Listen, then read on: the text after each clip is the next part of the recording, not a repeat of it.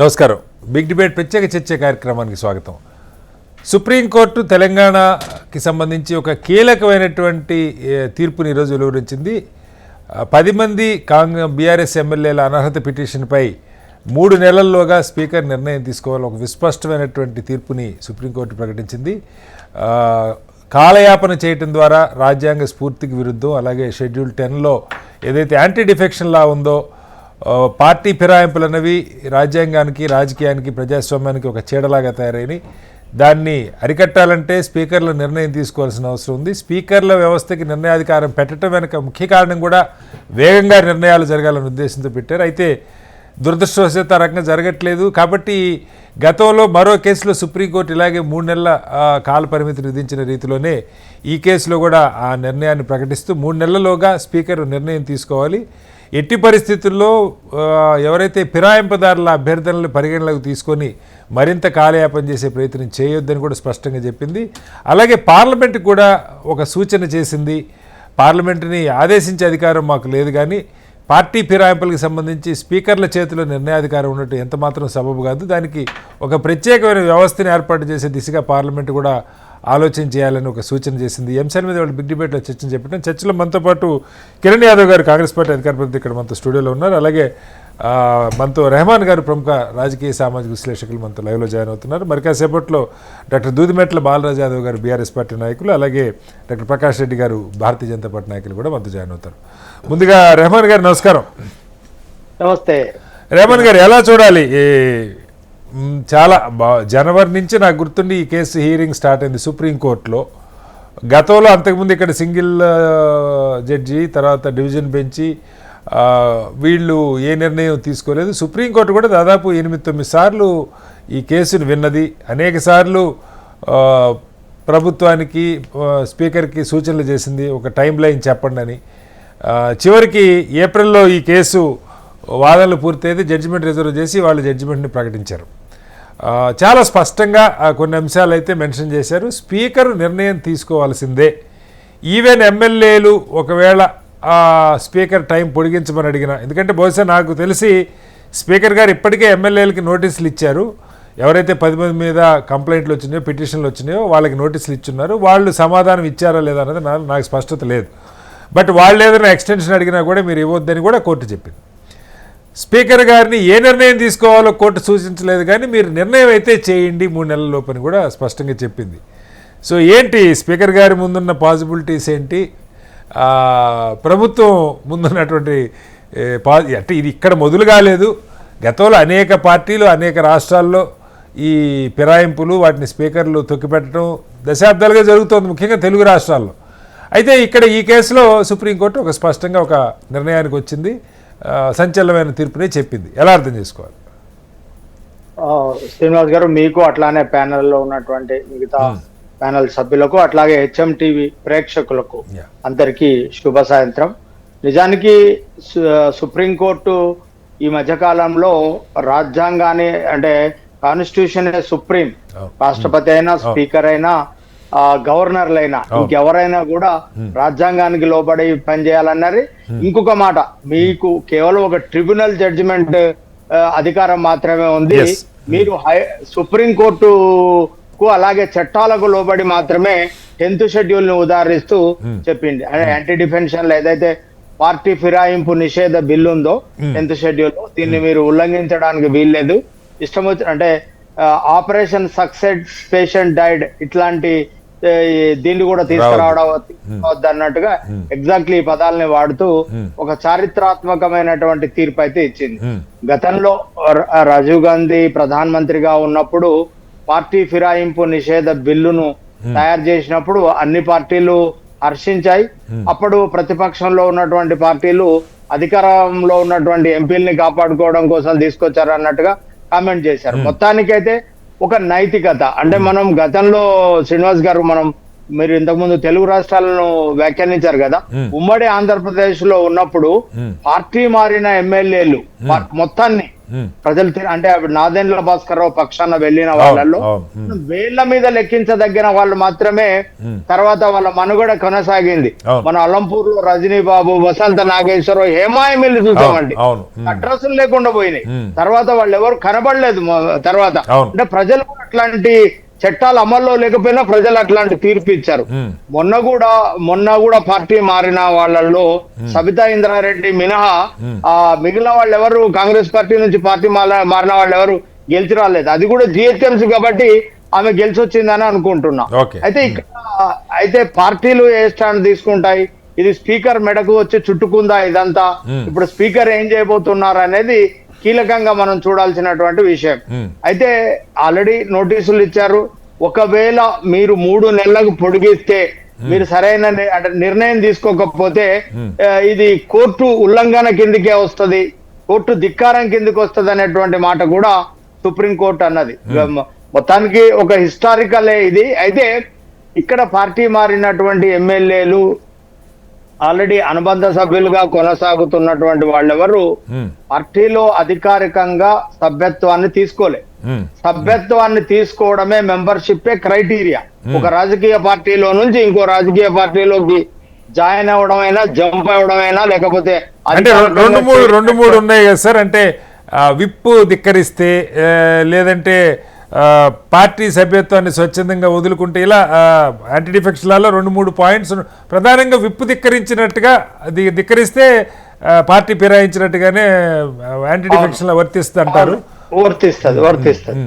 అంటే ఇప్పుడు అంటే విప్పు కనుక జారీ చేసినా, లేకపోతే పార్టీకి రాజీనామా చేసినా, లేకపోతే ఇదంతా వర్తిస్తాయి. అంటే దానికి ఒక క్రైటీరియా ఉంది యాంటీ డిఫెక్షన్ లా. అయితే ఇప్పుడు మనం ఆ విషయాన్ని పక్కన పెడితే, బండ్ల కృష్ణమోహన్ గద్వాలకు సంబంధించినటువంటి ఎమ్మెల్యే, మిగిలిన వాళ్ళందరూ ఆ కాంగ్రెస్ పార్టీకి అనుబంధంగానే వాళ్ళ సమావేశాలు మిగతాదంతా కంటిన్యూ చేస్తూనే ఒక వైపు ఏంటంటే అంటే ఈ తీర్పు తమకు వ్యతిరేకంగా వస్తే ఏం చేయాలనేటువంటి విషయాలు జాగ్రత్తలు తీసుకున్నట్టుగా కనపడుతుంది. కొంత గవర్నమెంట్ పిల్లగా ఉన్న వాళ్ళు 2-3 ఉన్నారు మీరు అన్నట్టు. మహిపాల్ రెడ్డి, పటాన్ చెరువు ఆయన కూడా. అయితే ఇంకోటి శ్రీనివాస్ గారు, ఆయన ఏంటంటే తన అనుచరులు, తన కార్యకర్తల చేత తనపైనే కేసు పెట్టించుకున్నారు. అంటే కాంగ్రెస్ పార్టీ ఫ్లెక్సీలలో నా అనుమతి లేకుండా నా ఫోటో పెట్టి నువ్వు కట్టావు, బయట ఫ్లెక్సీ కట్టావు కాబట్టి పోలీస్ స్టేషన్ లో ఆయన కేసు నమోదు చేయించాడు. చేయించి ఎఫ్ఐఆర్ కాపీ పెట్టుకున్నాడు. అది పెట్టి కేసు, చాలా చిన్న కేసు, 100-200 ఫైన్ పడుతుంది, కానీ ఆయనకు ఒక డాక్యుమెంట్ గా పనికొస్తుంది. కాబట్టి ఇక్కడ మనకు ప్రధానంగా ఇరుక్కుపోయింది ఎంత, దానం నాగేందర్ ఖైరతాబాద్ నుంచి ఎమ్మెల్యే గెలిచిన తర్వాత ఆయన కాంగ్రెస్ పార్టీ బీఫామ్ పైన ఎంపీకి పోటీ చేసినటువంటి పరిస్థితి చూసాం మనం. కాబట్టి ఆయన లీగల్ గా ఇరుక్కుపోయాడు, టెక్నికల్ గా ఇరుక్కుపోయాడు. మిగతా వాళ్ళందరూ ఏదో మమ్మల్ని ముఖ్యమంత్రి గారు సన్మానానికి పిలిచారు, జాతీయ జెండా ఉన్నటువంటి కాదు. రెహమాన్ గారు, మీ అంచనా ప్రకారం వీళ్ళు తప్పించుకునే ఆలోచన, అంటే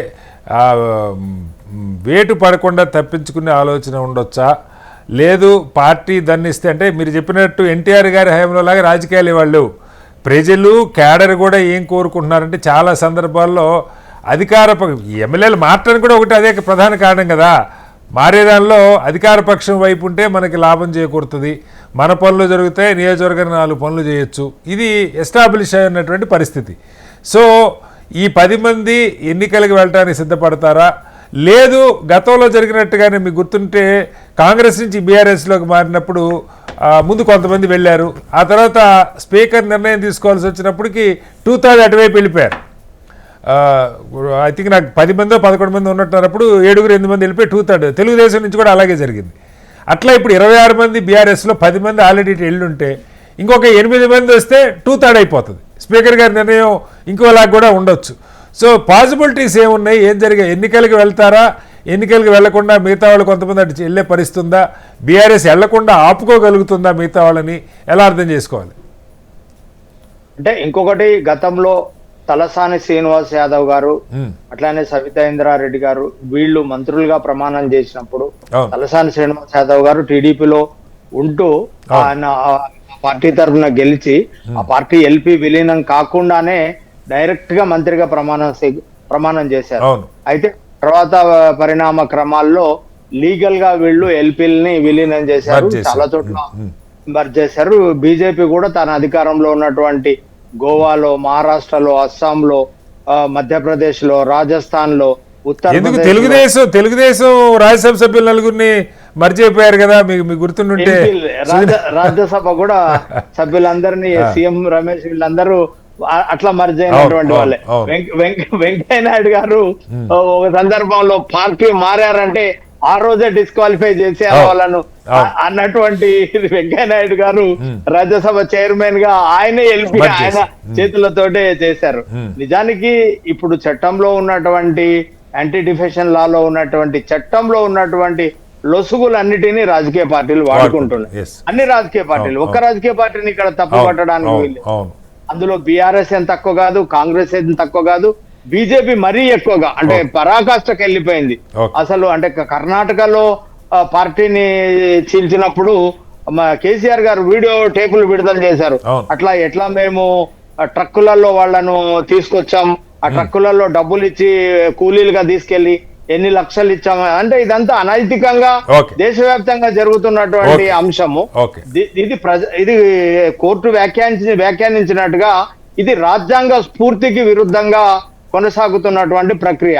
అంటే రాజకీయాలు సచ్చీలత లేకపోతే ఇది మొత్తానికే ప్రమాదకరం. అయితే ఇక్కడ పార్టీలు అంటే మీరు అన్నట్టుగా మిగిలినటువంటి ఎమ్మెల్యేలను తీసుకొని 26 మంది, ఇక్కడ 38 మంది, అటు 26లో 2/3 అంటే 18 మంది ఉంటే సరిపోతుంది రెహమాన్ గారు. ఇప్పుడు ఆల్రెడీ 10 మంది ఉన్నారు అనుకుంటే 8 మంది అయితే సరిపోతుంది వాస్తవంగా.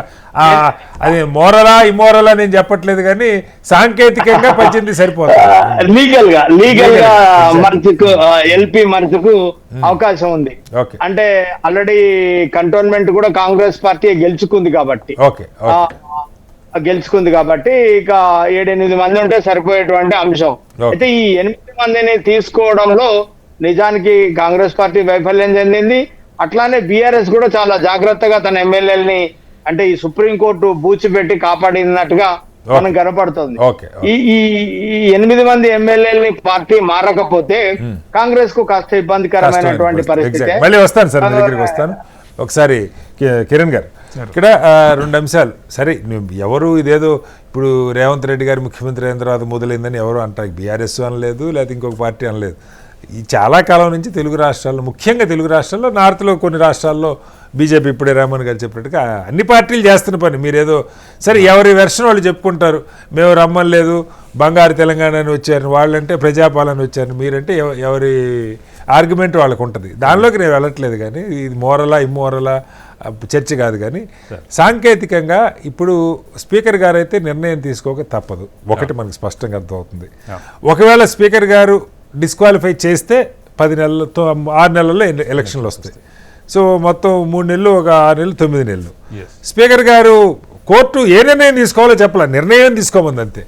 ఏదైనా సాంకేతిక కారణాలు చూపించి స్పీకర్ గారు ఒకవేళ డిస్క్వాలిఫై చేయకపోతే మళ్ళీ కోర్టుకు వెళ్తారు. బీఆర్ఎస్ నాయకత్వం కోర్టుకు వెళ్తుంది. మళ్ళీ కోర్టు నెలలోనో 2-4 నెలల్లోనూ దాని మీద ఏదో ఒక జడ్జిమెంట్ తీసుకుంటుంది.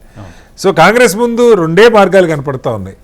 ఒకటి ఎన్నికలకు వెళ్ళటమా, 6 నెలల సంవత్సరం తేడా అంతే. లేదంటే ఇంకొక మళ్ళీ గేట్లు తెరిస్తే ఇంకెవరినో వచ్చేవాళ్ళు ఉంటే మీకు 18 మర్చి చేసుకొని గతంలో కాంగ్రెస్కి మీకు జరిగిన దానికి గుణపాఠం చెప్పినట్టు అవుతుంది. ఏంటి మరి దేనికి సిద్ధంగా ఉన్నారు? రాహుల్ గాంధీ గారు అయితే గతంలో చాలా సందర్భాల్లో దీనికి వ్యతిరేకంగా మాట్లాడారు, పార్టీ ఫిరాయింపులుగా చెప్తున్నారు. మరి దేనికి కట్టుబడతారు? సార్, ఒకటి మీరు అన్నట్టు ఈరోజు సుప్రీంకోర్టు ఇచ్చిన జడ్జిమెంట్ ఏదైతుందో మా కాంగ్రెస్ పార్టీ పరంగా మా నాయకులు కానీ మేము కానీ దాన్ని స్వాగతిస్తా ఉన్నాం. ఒకటి, వారు చెప్పింది ఏంది, డైరెక్షన్స్ స్పీకర్ గారికి నిర్ణయాధికారాలు ఉన్నాయి, వారు తీసుకుంటే 3 నెలలు. ఇలాంటిది గతంలో చాలా చేసినాయి, చాలా పార్టీలు అట్లనే ఆ ప్రాక్టీస్ చెప్పింది. సో ఇప్పుడు కూడా మీరు కాకుండా 3 monthsలో మీరు డిసిషన్ తీసుకొని చెప్పింది. ఇప్పుడు ఇక్కడ ఉన్న తెలుసుకోవాలింది ఏంటంటే, ఇప్పుడు మీరు ఎవరైతే టీఆర్ఎస్ పార్టీలు పోయి 10 మంది పార్టీ మారని మీరు చెప్తున్నారు, కానీ ఆ ఎమ్మెల్యేలు చెప్పుకోవట్లేదు కదా. ఎమ్మెల్యేలు ఎక్కడ కూడా మీకు కాంగ్రెస్ పార్టీ ఉన్నామని కానీ, స్పీకర్ కానీ ఏ వ్యవస్థ అథరైజేషన్ కూడా వీళ్ళు కాంగ్రెస్ పార్టీ ఎమ్మెల్యేలని చెప్పే పరిస్థితి లేదు, ఉన్న పరిస్థితి లేదు. సో స్పీకర్ గారు ఆల్రెడీ మీరు కంప్లైంట్ చేసిర్రు, స్పీకర్ గారు నోటీసులు ఇచ్చిర్రు, వారికి వారు ఆన్సర్ ఇచ్చిర్రు. రేపు రాబోయే రోజుల్లో 10 మంది ఆన్సర్లు కూడా వచ్చేసిన స్పీకర్ నాకు ఎందుకు నా దగ్గర సమాచారం లేదు. 10 మంది ఇప్పుడు ఖచ్చితంగా స్పీకర్ నోటీసులు ఇచ్చిన తర్వాత వాళ్ళు ఆన్సర్ చేస్తారు, దాన్ని ఎక్స్ప్లెనేషన్ ఇస్తారు. దానికి అనేది ఇక వచ్చిన తర్వాత మళ్ళీ మీరు సుప్రీంకోర్టు నుంచి మళ్ళీ ఒక డైరెక్షన్స్ ఇప్పించారు. సుప్రీంకోర్టు మళ్ళీ స్పీకర్ గారు దాని మీద ఏమంటారు రివ్యూ చేస్తారు, మళ్ళీ ఒకసారి ఎమ్మెల్యేని పిలుస్తారు, మళ్ళీ ఒకసారి నోటీసులు ఇవ్వడమా లేదా వారు చెప్పిన ఆన్సర్ని మళ్ళీ సుప్రీంకోర్టుకి సబ్మిట్ చేయడమా జరుగుతుంది. అంతే తప్ప ఈరోజు ఇలా కాంగ్రెస్ పార్టీ అని కానీ కాంగ్రెస్ పార్టీలో చేరినామని కానీ వాళ్ళు చెప్పట్లే. ఇక ఎక్కడ కూడా మీకు అథెంటికేషన్ లేదు దానికి. అంటే వాళ్ళు ఎవరు బీఆర్ఎస్తో లేరు, బీఆర్ఎస్తో వ్యతిరేకించున్నారు. అధికార పార్టీ అనధికారికంగా అధికార పార్టీ సభ్యులుగా ఒకటి ప్రభుత్వం ఏ ప్రభుత్వం ఉన్నా కానీ ఎమ్మెల్యేలకి ఏమంటారు చేదోడు బీఆర్ఎస్ లాగా మీరు మంత్రి పదవులు ఇవ్వలేదు అంతవరకు. బీఆర్ఎస్ గతంలో వేరే పార్టీ వాళ్ళకి మంత్రి పదవులు కూడా ఇచ్చినది, మీరు అది ఇవ్వలేదు అంతవరకు. మేము ఒకటే చెప్తున్నాం, ఇవాళ ఏ ప్రభుత్వం ఈ తెలంగాణ దాంట్లో 119 ఎమ్మెల్యేలు ఏ ఎమ్మెల్యే వచ్చినా ప్రభుత్వం దగ్గరికి వచ్చినా పనిచేయాల్సిన బాధ్యత ముఖ్యమంత్రి గారికి ప్రభుత్వం పైన ఉన్నది. వారికి చేదోడు వారుగా ఉంది, వాళ్ళ కాన్స్టిట్యూన్సీని ముందుకు తీసుకోవాల్సిన అవసరం ఈ ప్రభుత్వం పైన తెలంగాణ ప్రభుత్వం పైన ఉన్నది. దానికి ఎమ్మెల్యేలు రావచ్చు కలవచ్చు. గతంలో ఉన్న ముఖ్యమంత్రి మాదిరిగా సొంత పార్టీ ఎమ్మెల్యేలు సొంత పార్టీ మంత్రులు కావాలన్నా అపాయింట్మెంట్ ఇవ్వలేని పరిస్థితుల్లో మేము లేము ఇప్పుడు. ఎందుకంటే ఏ ఎమ్మెల్యేలు వచ్చినా ఎవరు వచ్చినా ఏ లీడర్లు వచ్చినా ప్రజల కోసం ప్రజల అభివృద్ధి కోసం ఎవరు వచ్చినా కలుస్తాము చేస్తాము అన్ని ముందుకు తీసుకెళ్తాం. అంత నియోజకవర్గాన్ని అభివృద్ధి పదంలో ఏ పార్టీ ఎమ్మెల్యే అయినా ముందుకు తీసుకెళ్తాం, దాంట్లో డౌట్ లేదు. ఇప్పుడు ముఖ్యమంత్రిని కలిసినంత మాత్రాన ఈయన ఆ పార్టీలో ఉండు మీ ఆర్గ్యుమెంట్ ఈ 10 మంది ఎవరైతే ఉన్నారో వాళ్ళు మేము కాంగ్రెస్ పార్టీలో ఫిరాయించలేదని చెప్పి స్పీకర్ గారికి లెటర్లు ఇచ్చి ఉంటారని మీరు భావిస్తున్నారు? డెఫినెట్గా ఇప్పుడు ఎందుకంటే ఇలా ఇప్పుడు వీళ్ళు చెప్పడం తప్ప ఇలా ఎమ్మెల్యే గారు చెప్తే ఒక ఎమ్మెల్యే గారు నిజంగా లెటర్ ఇచ్చారు లేకపోతే మా పార్టీలో సభ్యత్వం తీసుకొని ఉంటే దీన్ని వాళ్ళు చూపిస్తే దానికి కాంగ్రెస్ పార్టీలో ఉన్నట్లు లెక్క. మరి మీకు రేపు తెలుస్తే స్పీకర్ గారు రేపు ఖచ్చితంగా 3 నెలల తర్వాత అయినా స్పీకర్ గారు ఏదో ఒక ప్రెస్ నోట్ అయితే పంపాలి, సుప్రీంకోర్టుకి సబ్మిట్ చేయాలి, బయటికి కూడా చెప్పాలి, తెలంగాణ ప్రజలకు కూడా చెప్పాలి కదా. స్పీకర్ గారు ఒక మాట అన్నారు ఇవాళ, మొత్తం న్యాయ నిపుణులతో ఈ జడ్జిమెంట్ మీద న్యాయ నిపుణులతో నేను మాట్లాడుతున్నాను, ఆలోచించి నిర్ణయం తీసుకుంటాను. డెఫినెట్ గా ఆయన నిన్న కూడా మాట్లాడారు. ఆయన ఎవరో స్పీకర్ గారు గతంలోనే వీళ్ళు కంప్లైంట్ చేసినప్పుడు వీళ్ళ దగ్గర నుంచి అబ్జెక్షన్ వచ్చినప్పుడు నేను సంబంధించిన 10 మంది ఎమ్మెల్యేలకు నోటీసులు పంపించిన, వాళ్ళు ఎక్స్ప్లెనేషన్ ఇచ్చిర్రు, చెప్పేసిండు. రేపు 3 నెలల తర్వాత కూడా ఖచ్చితంగా మళ్ళీ ఒకసారి అడుగుతాడు, మళ్ళీ ఒకసారి మీరు అన్నట్టు న్యాయ నిపుణుల సలహా తీసుకొని మళ్ళీ కూడా వాళ్ళతో మాట్లాడతారు, మళ్ళీ సుప్రీంకోర్టుకి చెప్తారు. దీంట్లో ఏం లేదు. ఒకటి దీంట్లో ఇంకో రాజకీయాలు ఏంటంటే ఈ సుప్రీంకోర్టు పోయి ఇవాళ ఏమంటారు 100 ఎలుకలు తిన్న పిల్లి పోయి శ్రీరాముని దేవుడి దగ్గర పోయి వెనక పోయి నాకేం తెలియదు అంత నేను మంచోని అని చెప్పినట్టుగా వీళ్ళు గతంలో చేసిన ప్రాక్టీస్ ఏంది, ఇప్పుడు వీళ్ళు సుప్రీంకోర్టు పోయి చెప్పేది ఏంటి అంటే వీళ్ళు చెప్పేది ఒక నిజంగా పోయేది ప్రజలు కూడా నమ్మలేని పరిస్థితి. సో మీ వరకు వచ్చే వరకు ఒకటి గతంలో చేసిన పని ఒకటి. ఎందుకంటే గతంలో ఏ పార్టీని కూడా వైఎస్ఆర్సీపీ నుంచి సిపిఐ నుంచి బీఎస్పీ నుంచి కాంగ్రెస్ పార్టీ వరకు టీడీపీ నుంచి అందరినీ కూడా మీరు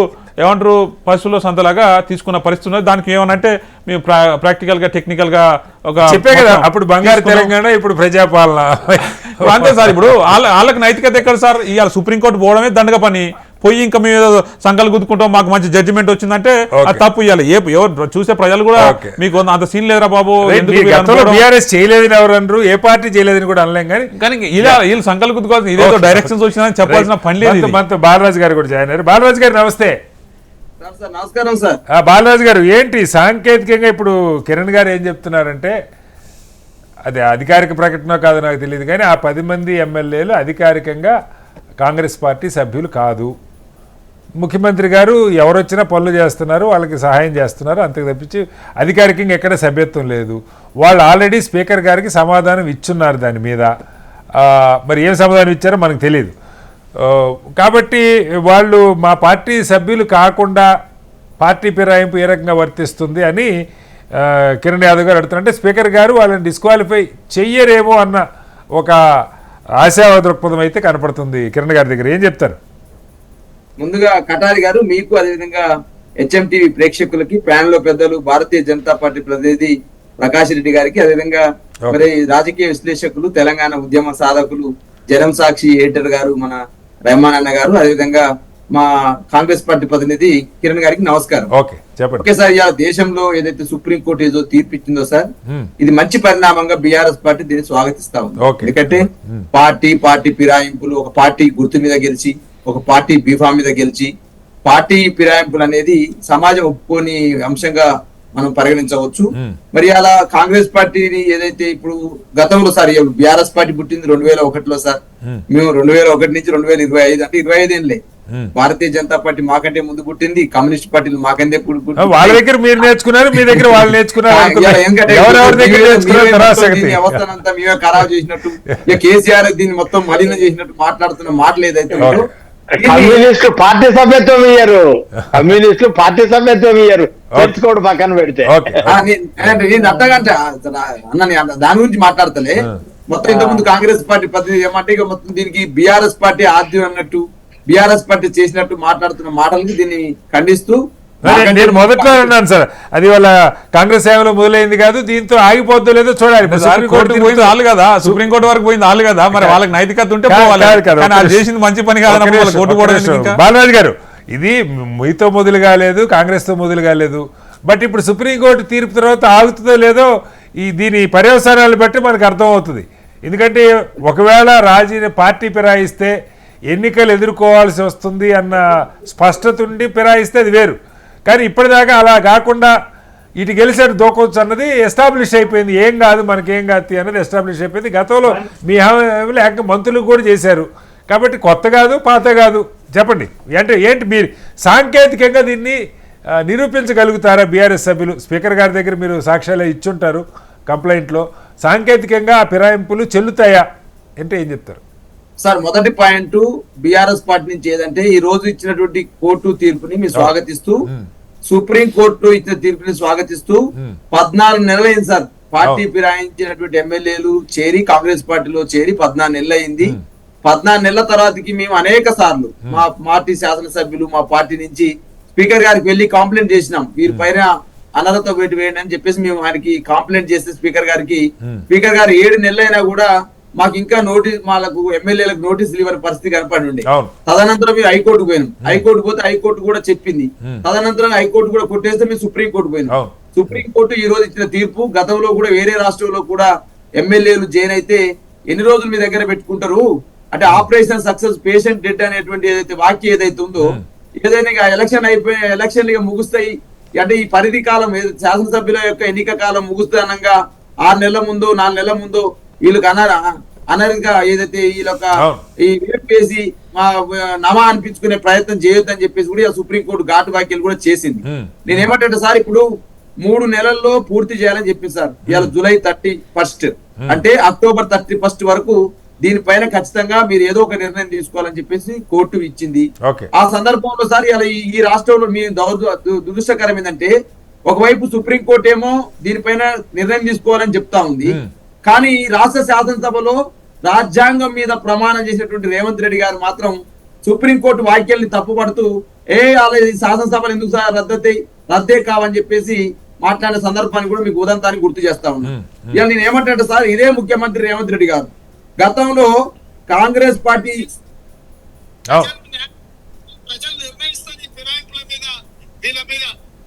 రైట్ సార్. ఇప్పుడు ఇది బాలరాజు గారు, ఇది అందరూ ఏదో గొంగట్ల ఎంటుకలు తింటా అన్నం తింటా ఎంటుకలు లేరినట్టే. ఇది ఈ పాపం అంటని వాళ్ళు ఎవరు లేరు. బీఆర్ఎస్ కాలంలో మంత్రులుగా చేశారు, కాంగ్రెస్ గతంలో కొంతమందిని చేర్చుకున్నది. బీఆర్ఎస్ కాంగ్రెస్ వాళ్ళని తీసుకున్నప్పుడు రేవంత్ రెడ్డి గారు ఖండించి ఉండొచ్చు, నేను దానిలోకి వెళ్ళట్లా. నా పాయింట్ ఒకటే, ఇక్కడ ఇందులో నైతికత అంశాలు పక్కన పెడతాం బాలరాజు గారు. నైతికత రాజకీయాల్లో మనకి ఎక్కడ కనపట్లేదులే, కానీ పాయింట్ ఏంటంటే ఈ 10 మంది మీద స్పీకర్ నిర్ణయం తీసుకోవాలని మాత్రమే సుప్రీంకోర్టు చెప్పింది తప్ప ఏ నిర్ణయం తీసుకోవాలో చెప్పలా. ఫస్ట్ థింగ్, సాంకేతికంగా వాళ్ళు అనర్హతకి కావాల్సినటువంటి సపోర్టింగ్ డాక్యుమెంట్స్ మీరు ఇవ్వగలిగారా? నెంబర్ 1. నెంబర్ 2, ఒకవేళ అసలు ఈ లోపే గతంలో మీరు చేసినట్టుగానే 10కి ఇంకొక 8 తోడైతే 18 అవుతారు. 18 అయితే మర్జింగ్ వచ్చేస్తుంది, అంటే విలీనం, బీఆర్ఎస్ శాసనసభ పక్షం విలీనం అయిపోయినట్టుగా స్పీకర్ గారు డిక్లేర్ చేయొచ్చు. ఆ పాసిబిలిటీ కూడా ఉంది. మరి మీ ఎమ్మెల్యేల పరిస్థితి ఏంటి? అటు గేట్లు తెరిస్తే ఇటు ఏం జరుగుతుంది సార్? ఇప్పుడు గతంలో గేట్లు తెరిస్తే మొత్తం బీఆర్ఎస్ పార్టీ కాలేదని చెప్పేసి మాట్లాడినటువంటి రేవంత్ రెడ్డి గారు కానీ కాంగ్రెస్ పార్టీ కానీ ఈ రోజు మరి గేట్లు తెరిచిర్రా, గేట్లు మూసిర్రా, తాళాలు వేసిర్రా, కాంగ్రెస్ పార్టీ సమానం చెప్పాలి. అది దాని పరిధిలోకి పోను సార్. ఇలా నేను బీఆర్ఎస్ పార్టీగా మీరు మాట్లాడేది ఏంటంటే, ఇలా సుప్రీంకోర్టు ఇచ్చిన తీర్పు తోటి రేపు డెఫినెట్ గా స్పీకర్ గారు ఏదో నిర్ణయం చేయాల్సిన అవసరం ఉంది. 100% ఖచ్చితంగా సార్. ఇలా కాంగ్రెస్ పార్టీ ఏమనుకుంటుందా, టెక్నికల్ గా మా పార్టీలో చేయనప్పటికీ మాకు కండవ కప్పుకోలేరు, అదేదో ఇంకో దేవుని కండవ కప్పుకోరని చెప్పేసి వాదిస్తున్న వీళ్లకు జీవన్ రెడ్డి గారే చెప్పారు సార్. జీవన్ రెడ్డి గారు ఒక ప్రెస్ కాన్ఫరెన్స్ పెడుతూ ఏం మాట్లాడారు వాళ్ళు? జీవన్ రెడ్డి గారు 100% సంజయ్ చేరికను సీఎం రేవంత్ రెడ్డి ప్రకటించారు. పోచారం చేర్చుకొని సలహాదారు పదవి ఇచ్చారు. అరకపూడి గాంధీని చేర్చుకొని ఇవాళ పిఎస్సి చైర్మన్ చేశారు. అదే దానం నాగేందర్ గారిని ఎంపీ కాంటెస్టెడ్ గా బీఫామ్ మీద పోటీ చేయించారు. కడియం సిఆర్ గారి కూతుర్ని ఇవాళ కాంగ్రెస్ పార్టీ బీఫామ్ మీద పోటీ చేపిస్తే కాంగ్రెస్ పార్టీ ఎమ్మెల్యేగా జాయిన్ అయినటువంటి కడియం శ్రీహరి గారు కాంగ్రెస్ పార్టీ తరఫున ప్రచారం చేశారు. ఇవన్నీ ఆధారాలని అంటే మేము చెప్తలేదు సార్. జీవన్ రెడ్డి గారు సీనియర్ పార్టీ నాయకుడు కాంగ్రెస్ పార్టీలో ఆయన ఎమ్మెల్సీగా ఉన్నారు, మాజీ మంత్రిగా పనిచేసిన జీవన్ రెడ్డి గారి మాట్లాడిన మాటల్ని మీకు ఉటంకిస్తా ఉన్నా. కాబట్టి ఏమంటే సార్ ఎన్ని ఆధారాలని బీఆర్ఎస్ పార్టీగా మీ సుప్రీం కోర్టుకి సబ్మిట్ చేసినాము సార్. రేపు డెఫినెట్ గా వీళ్ళ మీద అనర్హత వేటు పడే అవకాశం ఉన్నది. కాబట్టి స్పీకర్ గారు కూడా చాలా నిజాయితీ ఈ మధ్య కాలంలో ఓ ప్రెస్ కాన్ఫరెన్స్ లో మాట్లాడారు వారు సార్. స్పీకర్ గారు కూడా నేను డెఫినెట్ గా దీని మీద నేను వ్యతిరేకం ఇది పెరాంపులు అని చెప్పేసి మాట్లాడిన సందర్భంగా గుర్తు చేస్తున్నాను నేను. కాబట్టి 100% నేను ఏమంటున్నట్టు సార్ ఇవాళ పార్టీ ఫిరాయింపుల దాని మీద డెఫినెట్ గా కాంగ్రెస్ పార్టీ ఏది మాట్లాడినా దొరకదు సార్. గతంలో ఇన్నిసార్లు ఇవాళ ఏదో రాజకీయాలు మాట్లాడుతూ అనుకోకండి మీరు. ఇవాళ రేవంత్ రెడ్డి గారు గతంలో అనేక రకాల స్పీచ్లలో ఏం మాట్లాడారు సార్? పార్టీ ఫిరాయింపిన ఎమ్మెల్యేలను రాళ్లతో కొట్టి చంపండి, ఆ చెట్టుకు కట్టేయండి, ముత్తపోగ పెట్టండి, ఊళ్ళోకి వస్తే ఉరికిచ్చి కొట్టండి. కాదు బాలరాజు గారు, ఎవరైనా ప్రతిపక్షంలో చేసేది ఇది అందరికి తెలిసిపోయింది కదా. అది రేవంత్ రెడ్డి గారా, కేటీఆర్ గారా, కేసీఆర్ గారా కాదు, ప్రతిపక్షంలో. ఇప్పుడు మీరు ప్రతిపక్షంలో మీరేం మాట్లాడుతున్నారో, అధికార పక్షంలో మీరేం చేశారో జనానికి తెలుసు. లేదు కాంగ్రెస్ ప్రతిపక్షం ఇప్పుడు ఏం మాట్లాడింది, ఇప్పుడు ఏం చేసిందో కూడా జనానికి తెలుసు. కాబట్టి దీనిలో పెద్ద నైతిక అంశాలు ఏమి లేవు బాలరాజు గారు. Sorry to say. కాకపోతే శాసనసభ పక్షము విలీనం అవ్వడం వేరు, అదే విధంగా వీళ్ళు ఉచితంగా ఏదో హామీలు పెట్టుకొని జైన్ చేయించడం వేరు అంటున్నా నేను. ఇలా వీళ్ళ పార్టీలో చేరిన ఎమ్మెల్యేలు ఏ బిల్లులు పాస్ చేస్తామని చేర్చుకున్నారు, ఏ పదవులు ఇస్తామని ఆశ చూపినారు, ఏ భూములు సంబంధించి క్లియరెన్స్ చేస్తామని చేర్చుకున్నారు. మీరు అనేక రకాల పేపర్లలో, సోషల్ మీడియాలో, పత్రికల కథనాలు వచ్చినాయి కదా. ఒక్కొక్క ఎమ్మెల్యేకు మీరు ఏం ఆఫర్ పెట్టినారు, ఒక్కొక్క ఎమ్మెల్యేని ఏ భూములు క్లియర్ చేసినారు, ఒక్కొక్క ఎమ్మెల్యేకు ఏ బిల్లులు క్లియర్ చేసినారో స్పష్టంగా కనపడుతుంది. ఆ రోజు తెలంగాణ రాష్ట్రం ఏర్పడిన తర్వాత 2014లో ఆ రోజున వైఎస్ఆర్సీపీ సార్, ఇక్కడ వైఎస్ఆర్సీపీ పార్టీ అనేది మనదాలది కాబట్టి గత్యంతరం ఆ రోజున పరిస్థితుల్లో వైఎస్ఆర్సీపీ 3 సభ్యులు బీఆర్ఎస్ లో చేరిన సందర్భాన్ని గుర్తు చేస్తా ఉన్నా. టీడీపీ ఇక్కడ లేదు. 2014లో అక్కడ అధికారంలో ఉంది ఆంధ్రాలో, ఇక్కడ టీడీపీ అనేది లేదు కాబట్టి మీరు చెప్తే టీడీపీ ఇప్పుడు కూడా బ్రహ్మాండంగా ఆఫీస్ తెలంగాణ రాష్ట్రం కోసం పుట్టిన బీఆర్ఎస్ పార్టీ తెలంగాణలో కూడా పోతా సార్ మీరు? అరే నేను లేకుండా పోయేది నేను చెప్పట్లేదు సార్.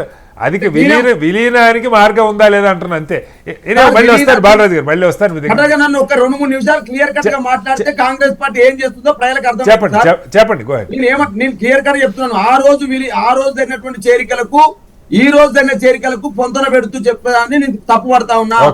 ఆ రోజు తెలంగాణ రాష్ట్రం ఏర్పడిన తర్వాత ఇక్కడ వైఎస్ఆర్సీపీ 3 ఎమ్మెల్యేలు ఎవరైతున్నారో ఇక్కడ వైఎస్ఆర్సీపీ పరిస్థితి లేదు. ఇక్కడ ఆంధ్రాలో ప్రతిపక్షం ఉంది కాబట్టి మేము తెలంగాణ కోసం మేము పని చేస్తాము అని చెప్పేసి వారు విలీనమైనారు. ఆ రోజు పిఎస్పీ సంబంధించి 2 ఎమ్మెల్యేలు గెలిస్తే వారు మా పార్టీలో జాయిన్ అయినారు. కాంగ్రెస్ వాళ్ళ సంగతి చెప్పండి. 19లో చేర్చుకున్న కాంగ్రెస్ వాళ్ళ సంగతి చెప్పండి మరి. సార్ ఇప్పుడు కాంగ్రెస్ పార్టీ కూడా మొత్తం ఏమైంది సార్? ఆ రోజున పరిస్థితి ఏంటి సార్? కాంగ్రెస్ పార్టీ ఎమ్మెల్యేల పరిస్థితి ఏంది, కాంగ్రెస్ పార్టీ పరిస్థితి ఏందో జనం అంతా చూసినారు. కాబట్టి నేను ఏమంటాను, కిరణ్ గారు మాట్లాడుతా ఉన్నారు.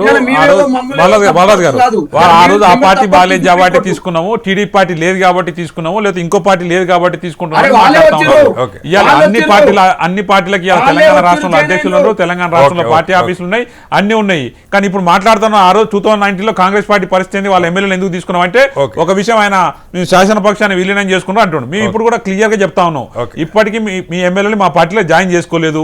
నిజంగా మీరు మమ్మల్ని అదే విధంగా ప్రొవోక్ చేస్తే మేము శాసనసభ పక్షాన్ని విలీనం చేసుకున్నామని పదే మాట్లాడితే డెఫినెట్ గా రాబోయే రోజుల్లో టీఆర్ఎస్ పార్టీ శాసనసభ పక్షాన్ని కూడా మేము కూడా విలీనం చేసుకుంటాం.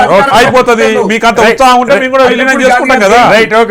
మీకు మీరు చేసినట్టే తెలుస్తుంది కదా. బాలరాజు గారు కంప్లీట్ చేయండి. బాలరాజు గారు సార్, ఇప్పుడు ఖచ్చితంగా ఇలా జైన్ కాలేదని తప్పు సార్. 100% తెల్ల వెంకటరావు గాని ఇప్పుడు డైరెక్ట్ గా ఈ మాట ఎట్లా మాట నాకు అర్థం కావట్లే. సుప్రీంకోర్టు తప్పు పట్టిన తర్వాతకి మీరు రేపు అనర్హత పిటిషన్ సుప్రీంకోర్టు ఎక్కడ తప్పు పట్టలేదు, ఎక్కడ తప్పు డైరెక్షన్స్ మీరు చూడండి. జీవన్ రెడ్డి మాట్లాడుతుంటే సంజయ్ చేరిక రైట్ సార్ రైట్ బాలరాజు గారు మళ్ళీ వస్తాను. ఒకసారి ప్రకాష్ రెడ్డి గారు ఇక్కడ దీనిలో ప్రకాష్ రెడ్డి గారు ఈ నైతిక అంశాలు పెద్ద చర్చించి కూడా ఉపయోగం లేదు, రాజకీయాల్లో కామన్ అయిపోయింది. ఈ తొంసుంట అంటే తొంసుంట అనుకోవటం కంటే ప్రాక్టికల్గా ఏం జరిగే అవకాశం ఉంది మీకేం అర్థమవుతుంది? సాంకేతికంగా ఈ 10 మంది చేరినట్టుగా బీఆర్ఎస్ ఎస్టాబ్లిష్ చేయగలిగిందా? ఎందుకంటే కోర్టు ఎక్కడ అంశాల్లోకి పోలా. సుప్రీంకోర్టు స్పీకర్ గారి దగ్గర ఉన్నటువంటి పిటిషన్ని వేగంగా పరిష్కరించండి, ఫిరాయింపుల మీద ఉన్నటువంటి పిటిషన్లు అంతే తప్ప వాళ్ళు ఫిరాయించారా లేదా కోర్టు డిసైడ్ చేయట్లా. అలాగే నిర్ణయం ఏం తీసుకోవాలో కూడా కోర్టు చెప్పట్లా. కోర్టు స్పీకర్ గారు ఈ ఫిరాయింపుల మీద వచ్చిన కంప్లైంట్స్ని క్లియర్ చేయమని చెప్తుంది 3 నెలల లోపల. అలా చేయకపోతే అది రాజ్యాంగానికి విరుద్ధం, రాజ్యాంగ స్ఫూర్తికి విరుద్ధం, యాంటీ డిఫెక్షన్ లాకి విరుద్ధం, ఇవన్నీ చెప్తా ఉంది. 10 మందిది ఎస్టాబ్లిష్ అవుతున్నదా? స్పీకర్ గారు ఒకవేళ 10 మంది గురించే తీసుకోవాల్సి వస్తే డిస్క్వాలిఫై నిర్ణయం తీసుకుంటారా? తీసుకోకపోతే మళ్ళీ కోర్టుకు వెళ్తే ఏం జరుగుతుంది? నెంబర్ 1. నెంబర్ 2, ఈలోగానే ఇంకొక కొంతమంది ఫిరాయించే అవకాశం ఉన్నదా? ఏం జరగచ్చు? ప్రకాష్ రెడ్డి గారు. ముందు మిత్రులందరికీ నమస్కారం. మీకు కూడా సార్. యా, ఏం జరుగుతుంది అంటే ఏమి జరగదు సార్. ఈ రోజు ఏముందో రేపు అదే ఉంటది, అంతేనా? ఇంకా 3 నెలలకు అదే ఉంటది, ఇంకా 6 నెలలైనా అదే ఉంటది సార్. ఏం జరగదు.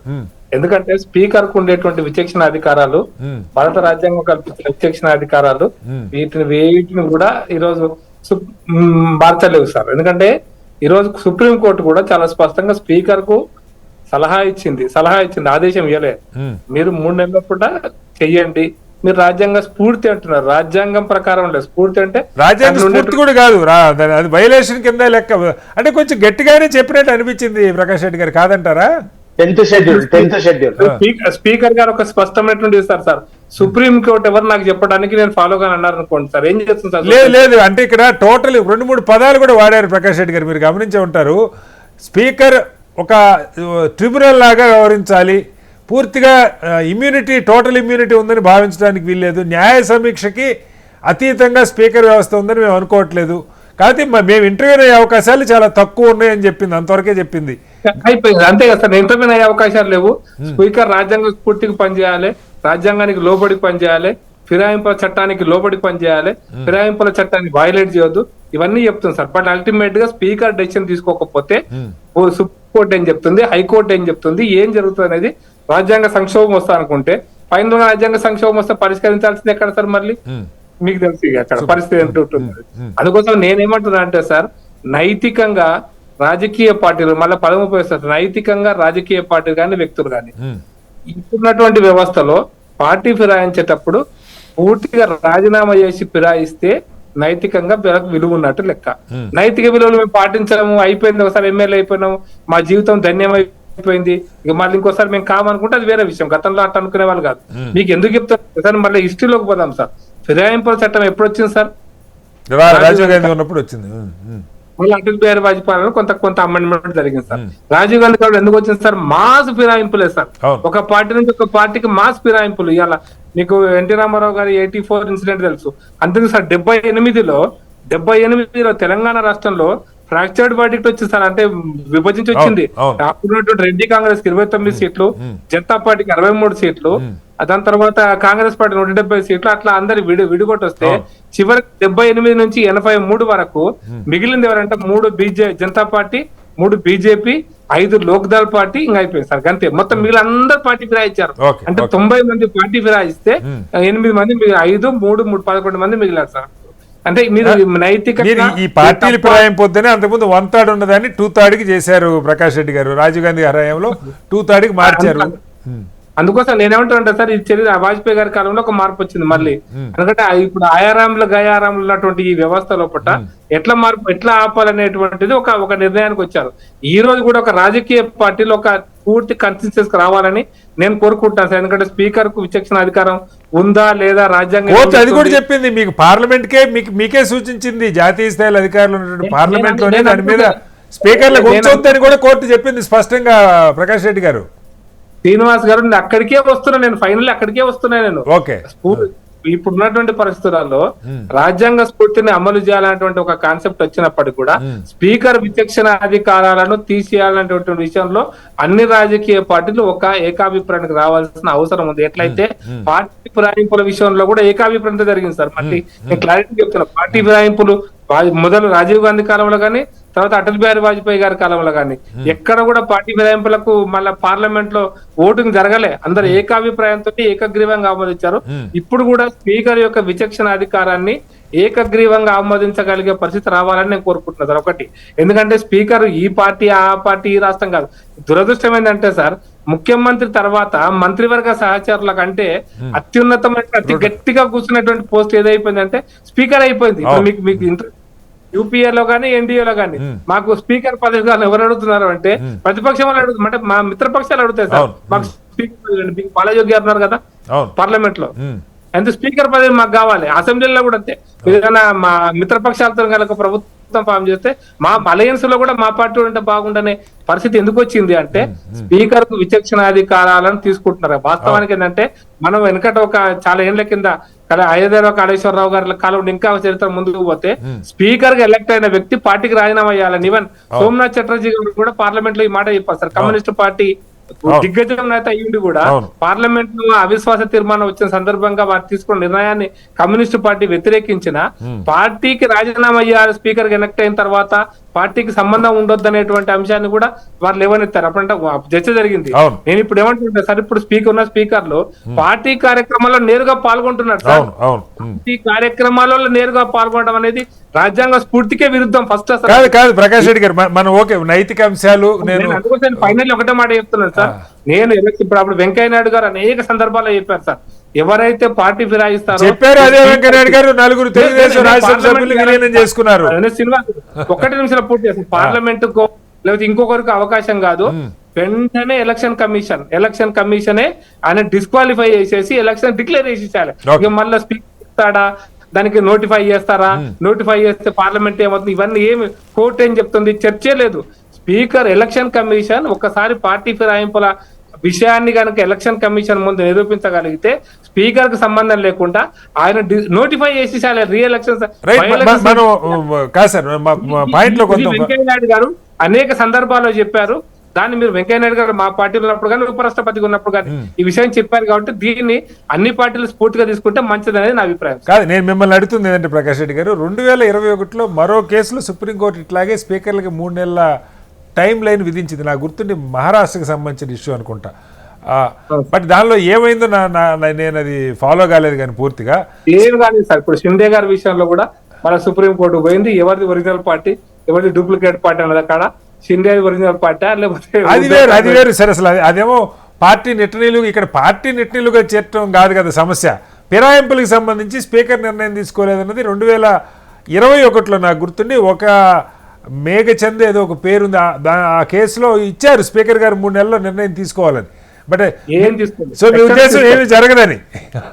ఏమి ఇప్పుడున్న పరిస్థితుల్లో ఇట్లాగే ఉంటే రాజ్యాంగం రూల్స్ స్ఫూర్తి కాదు, రాజ్యాంగ స్ఫూర్తి మంచిగా ఉంది, రాజ్యాంగ నిబంధనలు ఇట్లాగే ఉంటే ఏం జరగదు అనేది నా అభిప్రాయం. కాదు మరి పార్లమెంట్ లో మరి దీని మీద ఇప్పుడు పార్లమెంట్ సెషన్స్ అవుతున్నాయి. సుప్రీంకోర్టు ఈ మధ్య చాలా వాటికి అంటే మీరు అంగీకరిస్తారు లేదో కానీ ఈవెన్ గవర్నర్లకి అలాగే రాష్ట్రపతికి కూడా ఒక టైం లైన్ పెట్టాలని నిర్ణయాలు చేయటంలో అంటే అది కూడా రాజ్యాంగ స్ఫూర్తికి సంబంధించింది ప్రకాష్ రెడ్డి గారు, కాదని మనం అనటానికి లేదు.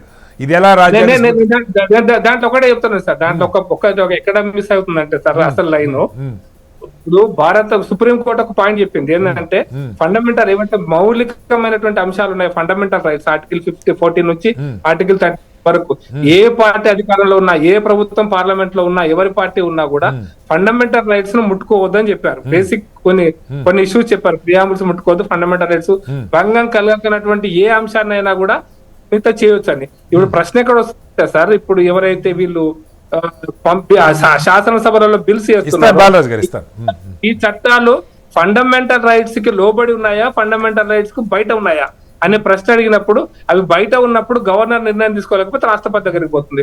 రాష్ట్రపతికి టైం లైన్ పెట్టడం అంటే దాన్ని అడిషనల్ చార్జ్ జనరల్కి పంపించడమా, ఇంకోరికి పంపించడమా, ఏం చేసినా కూడా భారత రాజ్యాంగాన్ని స్ఫూర్తికే మీరు అన్నట్టుగా స్ఫూర్తికే విరుద్ధం ఉన్నప్పుడు ఏ శాసనసభ నిర్ణయం తీసుకున్నా అది తమిళనాడు శాసనసభ శాసనసభ తీసుకున్నా పార్లమెంట్ తీసుకున్నా ఎవరు తీసుకున్నా ఇప్పుడు ఇప్పుడు ఆ నిర్ణయాలను ఆమోదించమని డిమాండ్ చేసేటువంటి పరిస్థితి మీరు రాష్ట్ర శాసనసభలకు ఎందుకు వస్తున్నాయి?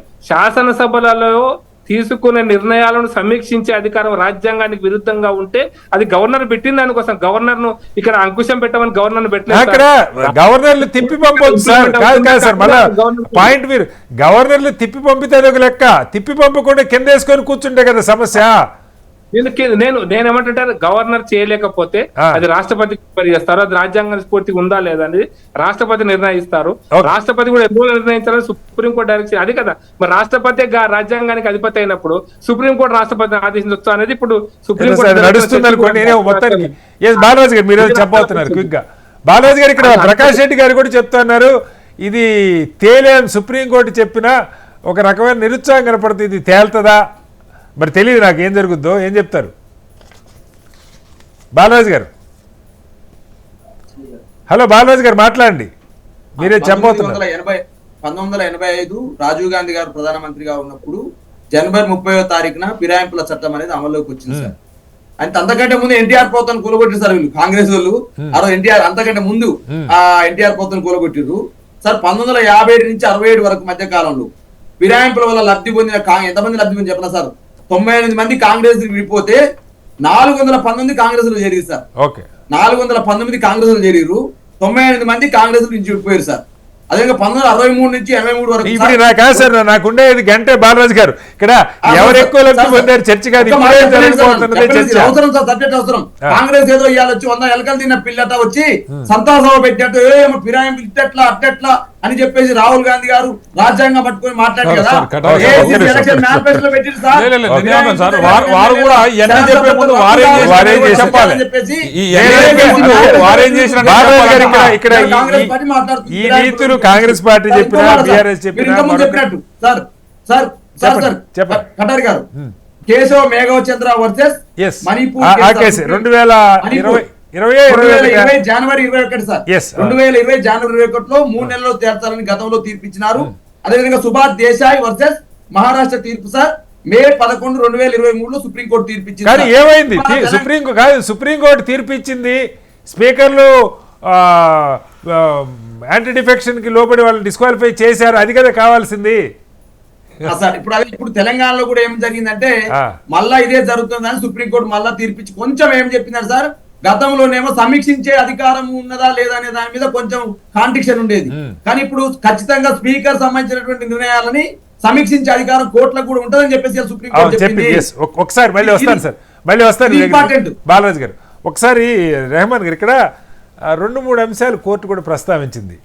ఒకవేళ స్పీకర్ గారు అయితే నోటీసులు ఇచ్చారు 7 నెలల తర్వాత, అది కూడా కోర్టుల నుంచి రిపీటెడ్గా ఇది వచ్చిన తర్వాత ఆయన వాళ్ళకి నోటీసులు ఇచ్చారు ఎవరైతే ఈ ఫిరాయింపుదారులకు ముద్రపడ్డ వాళ్ళు ఉన్నారో. బట్ వాళ్ళు రిప్లై ఇచ్చారా లేదు, కోర్టు అది కూడా గెస్ చేసింది. వాళ్ళు రిప్లై ఇవ్వడానికి మరికొంత టైం అడిగితే మీరు ఇవ్వద్దు అన్నట్టుగా కోర్టు చెప్పింది. కానీ ఇవన్నీ టెక్నికల్గా ఇప్పుడు అదే నేను 2021లో 2023లో సుప్రీంకోర్టు ఈ ఫిరాయింపులకు వ్యతిరేకంగా 3 నెలలు టైం పెట్టి జడ్జిమెంట్ ఇచ్చింది. కానీ ఏమైంది ఫైనల్గా వాళ్ళు డిస్క్వాలిఫై అయ్యారా, నిర్ణయం వచ్చిందా అంటే నాకు తెలియదు, అది నేను ఫాలో కాల. బట్ ఇప్పుడు ఈ సాంకేతిక అంశాలు ఏమైనా నిలబడతాయా? రాజకీయ వాతావరణం అట్లా ఉంది. అల్టిమేట్గా మనకి రెండే, అది డిస్క్వాలిఫై కాకపోతే ఒక తీరుగా ఉంటుంది, అంటే అసలు డిస్క్వాలిఫై చేయకుండా స్పీకర్ గారు నిర్ణయం చేస్తారని అనుకోవట్లా. ఈలోగా పార్టీ ఫిరాయించే అవకాశం ఏమైనా ఉందా? మరొక 8 మంది. మీకేమనిపిస్తుంది రెహమాన్ గారు? నిజానికి శ్రీనివాస్ గారు, ఇప్పుడు మనం చూస్తున్నట్లయితే గతంలో సోమనాథ్ చటర్జీ 19 మంది ఎంపీలను డిస్క్వాలిఫై చేసి తర్వాత వచ్చినటువంటి బీజేపీకి సంబంధించి లోక్సభలో కానీ రాజ్యసభలో కానీ అంటే ఇర్రెస్పెక్టివ్ ఆఫ్ పార్టీ ఆరోపణలు వచ్చిన వెంటనే అదే రోజే డిస్క్వాలిఫై చేసినారు. అంటే మాటలు చెప్పడం వేరు, ఆచరణ చూపెట్టడం వేరు. గతంలో స్పీకర్ నారాయణరావును చూసినామండి మనం అసెంబ్లీలో, ఉమ్మడి ఆంధ్రప్రదేశ్ లో గవర్నమెంట్ కు వ్యతిరేకంగా రూలింగ్ ఇచ్చిండు, గవర్నమెంట్ కు వ్యతిరేకంగా రూలింగ్. తర్వాత ఆయనకి టికెట్ ఇవ్వలేదు, అది వేరే విషయం, మహారాజ్ గాంధీ నుంచి. కాబట్టి స్పీకర్ పదవికి వన్నె తెచ్చడానికి లేకపోతే చట్టబద్ధంగా రాజ్యాంగబద్ధంగా పార్టీలకు అతీతంగా తాను ఒక న్యూట్రల్ అని లేకపోతే ఇంపార్షియల్ గా అలా ఉన్నారని మనం అనుకోలేం కదా. ఇప్పుడైతే అలా అనుకునే పరిస్థితి లేదు కదా రేవంత్ గారు. డెఫినెట్ గా స్పీకర్లు పొలిటికల్ అఫిలియేషన్ తోటే ఉంటున్నారు. ఎప్పుడో ఎక్కడో న్యూట్రల్ పర్సన్స్, ఇప్పుడు మనం ఎట్లయితే శాసనసభకు ముందు సీనియర్ పొటెన్షియల్ స్పీకర్ ఎట్లయితే పెట్టుకుంటామో అట్లాంటి అభ్యర్థులు ఉంటే కొంత న్యాయం జరిగేటువంటి అవకాశం ఉంటది. కానీ ఒక రాజకీయ పార్టీ నుంచి గెలిచి వచ్చినటువంటి సభ్యులు స్పీకర్ స్థానంలో కూర్చొని వాళ్ళు ఇంపార్షియల్ గా మొత్తం రాజ్యాంగబద్ధంగా లేకపోతే ఏది న్యాయం ఏది అన్యాయం అనే విధంగా తేల్చడం కాకుండా తమ పార్టీకి అనుకూలంగా స్పీకర్లు ఎక్కడైనా ఉండొచ్చు, ఏ రాష్ట్రంలోనైనా ఎక్కడైనా, అంటే తాము గెలిచొచ్చిన పార్టీకి వ్యతిరేకంగా స్పీకర్లు నిర్ణయాలు తీసుకున్నట్టుగా మనం ఇంతవరకు తీసుకుంటే ఎవరన్నా ఒకళ్ళ తీసుకుండొచ్చు, ఆ రకంగా జరుగుతుందని మనం అనుకోలేదు. ఒక దానం నాగేందర్ మాత్రమే టెక్నికల్ గా ఇరుక్కుపోయి ఉన్నారండి. ఎట్లా నాకు అది కూడా అంటే అట్లా సార్, ఒక పార్టీ సింబల్ మీద సీట్ ఇవ్వాలంటే నేను క్లారిటీ కోసం అడుగుతున్నా, పార్టీలో సభ్యత్వం తీసుకొని ఉండాలా? ఉదాహరణకి చాలా సందర్భాల్లో ఖచ్చితంగా అవసరం లేదు. లేదు సార్, మీరు పొరపాటు పడుతున్నారు. చాలా సందర్భాల్లో రెహమాన్ గారు వేరే పార్టీ, ఇప్పుడు ఉదాహరణకి జనసేన పార్టీ ఉంది ఏపీలో, గాజు గ్లాస్ వద్దు సైకిల్ మీద చేయమని అడిగిన సందర్భాలు కూడా ఉన్నాయి. జనసేన లెక్కలోనే సీట్లు ఇస్తాం అప్పుడు అట్లా. ఎగ్జాక్ట్లీ. ఇప్పుడు ఆ రాజకీయ పార్టీకి గుర్తింపు లేనటువంటి సందర్భాలలో ఇప్పుడు మనకు గతంలో సంజయ్ విచార్ మంచ్ తెలుగుదేశం పార్టీతో పొత్తు పెట్టుకుంది. 5 స్థానాలకు పోటీ చేసి 4 స్థానాలు 5 స్థానాల్లో గెలిచింది. సైకిల్ గుర్తుపైనే పోటీ చేశారు. అయితే గుర్తు, ఇప్పుడు వాళ్ళు గెలిచినటువంటి గుర్తు అనేది చాలా ప్రధానం. అంటే అవతల పార్టీ, అంటే ఇప్పుడు మీకు కాంగ్రెస్ పార్టీ అంటే బీఆర్ఎస్ పార్టీ చెప్పలేదు కదా దానం నాగేందర్ ని వెళ్ళి, అంటే పార్టీ అక్కడ మెంబర్షిప్ తీసుకుంటేనే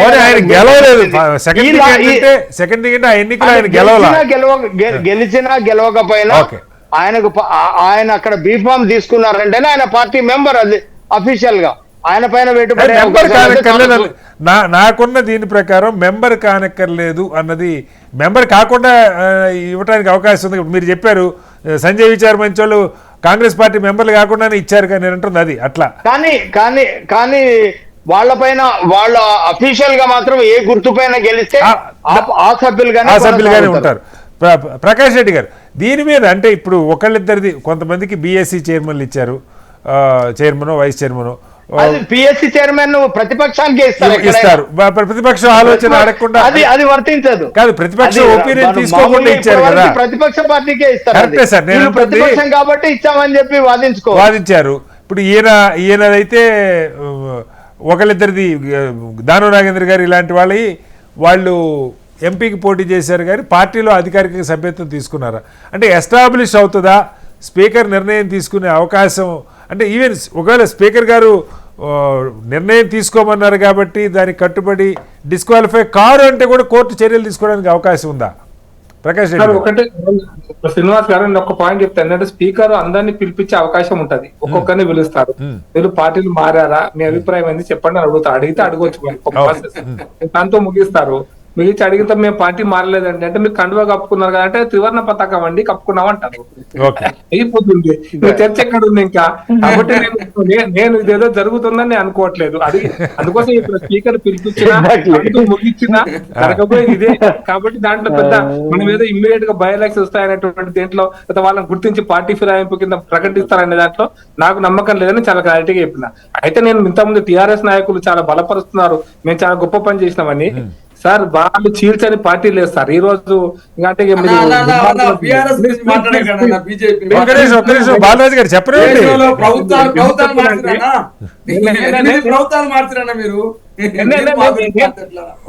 బాలరాజు గారు చెప్పాక మీకు ఇస్తా. బాలరాజు గారు ఒక్క సెకండ్ నేను ఒకటి చెప్పిన మారండి సార్. మేము 8 ప్రభుత్వాలుగా 12 ప్రభుత్వాలు మారినా నేను సమాధానం ఒక్కటే సార్. మధ్యప్రదేశ్ లో 23 మంది రాజీనామా చేశారు, కర్ణాటక 19 మంది రాజీనామా చేశారు సార్. అందుకోసం ఏ రాష్ట్రంలో కూడా రాజీనామా చెయ్యకుండా పూర్తి స్థాయి బీజేపీ సభ్యులుగా ఎక్కడ కూడా పార్టీలు మర్జ్ చేసుకుని ఉన్నాయి కదా సార్. మణిపూర్, ఆంధ్రప్రదేశ్, గోవా. నేను అందుకోసం ఇక్కడ వస్తున్నా సార్. అరుణాచల్ ప్రదేశ్ విషయంలో కూడా నేను మీకు మంచి ఎగ్జాంపుల్ చెప్తా సార్. 2000 నాకు గుర్తున్నంత వరకు ఎగ్జాంపుల్ లేవు సార్. ఓకే సార్ 2003 మా నేషనల్ ఎగ్జామ్ ఒక్కటి ప్రకాష్ రెడ్డి గారు ఒక చిన్న ప్రశ్న, మీది చాలా నీతి గల పార్టీ కదా, అనైతికమైనటువంటి ఆరోపణలు ఎదుర్కొంటున్నటువంటి సభ్యులు ఈడీ సిబిఐ విచారణ ఓకే, సార్, డిబేట్ ఎదుర్కొంటున్నటువంటి అయిపోతుంది సభ్యులకు సార్. క్లీన్ చిట్ రాకుండా మీరు తెచ్చుకున్నారు కదా, ఇది అనైతికం కదా? ఇవన్నీ తేలే కాదు, పక్క పెడదాం సార్, పక్క పెడదాం. ఇప్పుడు అరుణాచల్ ప్రదేశ్ ఎగ్జాంపుల్ చెప్పారు కదా, ఒకటే నిమిషాలు చెప్పేస్తాను సార్. నేను అరుణాచల్ ప్రదేశ్ లో గగన్ గప్పంగ్ అని ఒక అతను ముఖ్యమంత్రి ఉండే సార్, మా బీజేపీలో ఉండే సార్. 2003లో హైదరాబాద్ లో కార్యవర్గ సమావేశినప్పుడు ఆయనతో నేను కూడా ఆ వ్యవస్థలో ఉన్నా కాబట్టి ఆయనతో కలిసి నేను గగన్ గప్పంగ్ 2004లో మా పార్టీ ఓడిపోగానే జస్ట్ 6 months లో సేమ్ గగన్ గప్పంగ్ కాంగ్రెస్ ముఖ్యమంత్రి అయిపోయింది sir Arunachal Pradesh. Same Gegong Apang BJP ముఖ్యమంత్రి కాంగ్రెస్ ముఖ్యమంత్రి అయిపోయింది. నేను పేరుతో సార్ రెఫర్ చేస్తున్నాను కాబట్టి నేను ఇప్పుడు నేను అరుణాచల్ ప్రదేశ్ సంఘటన కూడా అంతే సార్. అరుణాచల్ ప్రదేశ్ లో జరుగుతున్నటువంటి తంతు అట్లాంటి తంతే మొత్తం పార్టీ కాదు సార్. గోవాలో 17 సీట్లను కాంగ్రెస్ వదిలేసి 13 సీట్లను బీజేపీని ప్రభుత్వం ఫామ్ చేయమని పిలిచారు. ఇలా అనేక సార్ మీకు అక్కడే చెప్తా సార్, మీకు తప్పుడు అదే ఒక మళ్ళీ హాఫ్ మినిట్ ముగిస్తాను సార్. మహారాష్ట్ర గోమంతక్ పార్టీ, అదేవిధంగా బీజేపీ నుంచి విడిపోయిన ఇంకొక వ్యక్తి 3 ఎమ్మెల్యేలు గెలిచారు. వీళ్ళందరూ కలిసి మాకంటే ముందు గవర్నర్ దగ్గరికి పోయి బీజేపీకి అవకాశం కల్పించండి కాంగ్రెస్ వాళ్ళు పరిగెత్తుకొని ఢిల్లీ నుంచి గోవా వచ్చే లోపల ఈ 6 ఎమ్మెల్యేలు పోయి ఆడ రిప్రజెంటేషన్ ఇచ్చేసారు సార్.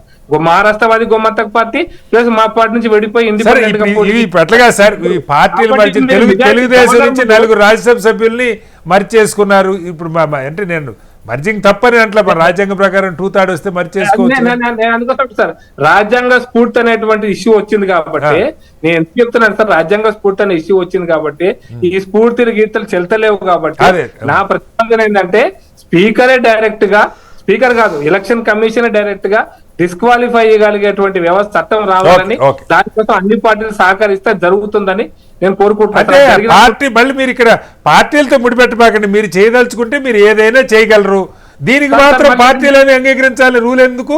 ఏదైనా చేయగలరండి కాదు ప్రకాష్ రెడ్డి గారు, సార్ ఇప్పుడు మీరు ఆర్టికల్ 370 లాంటిది పొద్దున పెట్టి సాయంత్రానికి పాస్ చేసిన వాళ్ళు, బిల్లు వచ్చింది, బిల్లు సెలెక్ట్ కమిటీకి పోయింది, సెలెక్ట్ కమిటీలో ఆల్ పార్టీస్ మీకు ఆల్ పార్టీ సహకారం ఉండాలనేటువంటి దాంట్లో బెస్ట్ ఎగ్జాంపుల్ ఉమ్మన్ బిల్లే సార్. ఉమ్మన్ రిజర్వేషన్ ఉంటే మంచిది కాదు ప్రకాష్ రెడ్డి గారు, ఉంటే మంచిదే, అన్ని పార్టీలు సహకరించొద్దని అట్లా, కానీ సహకరించకపోయినా మీరు కోర్టు చెప్పింది మీరు స్పీకర్లకు తీసేసి మీరు ఒక వ్యవస్థను పెడితే కాదన్నది ఎవరు అంటున్నాను నేను. నేనేమంటుంటాను, మీరు చర్చ జరగండి సార్, పార్లమెంట్ చర్చిద్దామంటున్నా. అత్యవసర విషయాలు ఉంటాయి కదా, దీని విషయంలో చర్చ జరగాలని కోరుకుంటున్నాను. ఇప్పుడు మనము తమిళనాడులో చిన్నమ్మ ఎల్పీ లీడర్ గా ఎలక్ట్ అయిన తర్వాత రాజ్యాంగ సంక్షోభాన్ని సృష్టించి ఒక జడ్జిమెంట్ రాబోతుందని 3 నెలలు గవర్నర్ గారు కనుచూపు మేరలో లేరు. గవర్నర్ గారు మళ్ళీ మన రాష్ట్రానికి చెందిన వ్యక్తి, మనం మాట్లాడితే బాగుంటుంది సార్. ఆయన పోయి మహారాష్ట్రలో ఎక్కడో కూర్చున్నారు, గవర్నర్ గారు అందుబాటులో లేకుండా. సరే ప్రభుత్వాలు ఎలా మారినాయి ఎన్ని పక్క పెడతాం, కానీ బాలరాజు గారు మీరే చెప్పబోతున్నారు క్విక్ గా. నేనేమంటా సార్, ఇప్పుడు భారతీయ జనతా పార్టీ ఏం చేసిందో దేశ ప్రజలు కాదు మళ్ళీ ఇక్కడ పార్టీలు కూడా అంటే మనం కాదు బాలరాజు గారు, రాజకీయ విమర్శలు మనం ప్రతిరోజు చేసుకోవచ్చు, కానీ ఇప్పుడు ఇందాక ప్రకాష్ రెడ్డి గారు కూడా ఒక మాట చెప్పారు, అసలు ఈ ఫిరాయింపుల్ని స్పీకర్ గారు పిలిచి మాట్లాడితే మేము జారలేదు, త్రివర్ణ పతాకం జాతీయ జెండా కప్పారన్నా లేదు, నేను అసలు సభ్యత్వం తీసుకోలేదు కన్నా ఎస్టాబ్లిష్ చేయడానికి స్పీకర్ గారు ఒకవేళ వీళ్ళు ఎవరో చేరలేదని చెప్పారు, వీళ్ళంతా అధికారికంగా బీఆర్ఎస్ సభ్యులైన ఆయన అంటే ఏంటి పరిస్థితి? మేము హెచ్ఎంటీ ద్వారా డిమాండ్ చేసేది ఒకటే, కటారి గారు ఎమ్మెల్యేలు పిలవండి, ఎమ్మెల్యేలు ఇట్లా పనిచేసే మనుషులు ఉంటారు కదా సార్, వాళ్ళని పిలవండి, వాళ్ళ గన్మెన్ అవన్నీ కోర్టులో జరుగుతాయా?